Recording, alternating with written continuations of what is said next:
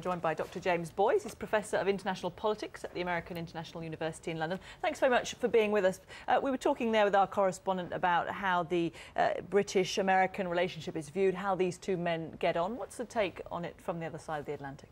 I think you can clearly see there's been a very perceptible shift in the balance here. If you go back just a few short months when Tony Blair was the Prime Minister, for example, there was a very warm relationship between the two leaders. Quite clearly, Gordon Brown has made a calculated decision that he's not going to get too closely entwined with this American president, rather waiting to see what plays out in the polls this coming November, to see whether it's going to be Senator McCain or Senator Obama who's going to be sitting in the Oval Office. And do you think he has a feeling about who he would rather work with? Obviously, politically, he's going to be more aligned to Obama, and yet, you know, a lot of it is to do with personal dynamics.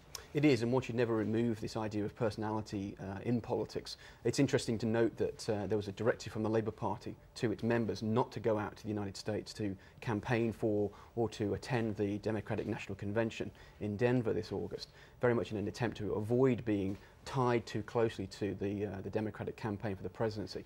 Whether that suggests that Labour see the writing on the wall and the potential for a McCain presidency, one can only surmise. Now, President Bush is on this tour of Europe, meeting, almost saying farewell to many of the European leaders he's worked with over the last 8 years. He'll be thinking a little bit about what legacy he leaves behind him. How would you assess the Bush presidency as we look towards its closure? I think the problem is that one word is going to loom large in any description of the legacy, and that is Iraq, of course. The Bush administration are desperately trying to push other ideas, to talk about him as a liberator, for example, but when you think of the administration, what do we really think of other than Iraq? A Bush administration without 9/11 is almost like a blank slate of almost perceptible failures, I think. So, unfortunately, this attempt to try and shift the dimension away from Iraq, I think, is going to be a mitigating failure, I think. American presidents always, of course, closely involved in the Middle East peace process. We've seen Bush meeting with Tony Blair this morning, who, of course, is working as the Middle East envoy. He, again, will want to think about whether he can have a last-ditch go at making some difference in the Middle East. Well, you say all American presidents are engaged in the Middle East. This is an American president who was assiduously decided at the very start of his administration not to follow the route that Bill Clinton took, which was to get head over heels involved. And Clinton was, of course, accused of trying to push too hard for peace. I think that's an allegation which can not really be levied against this American president.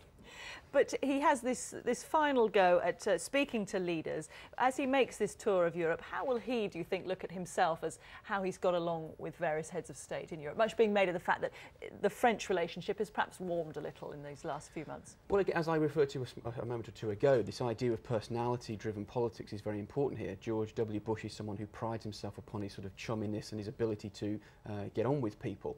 And it's no surprise that he's tried to tally up relations with Berlusconi and Angela Merkel and now Sarkozy, all of whom are slightly more pro-Bush than their predecessors had been in their countries.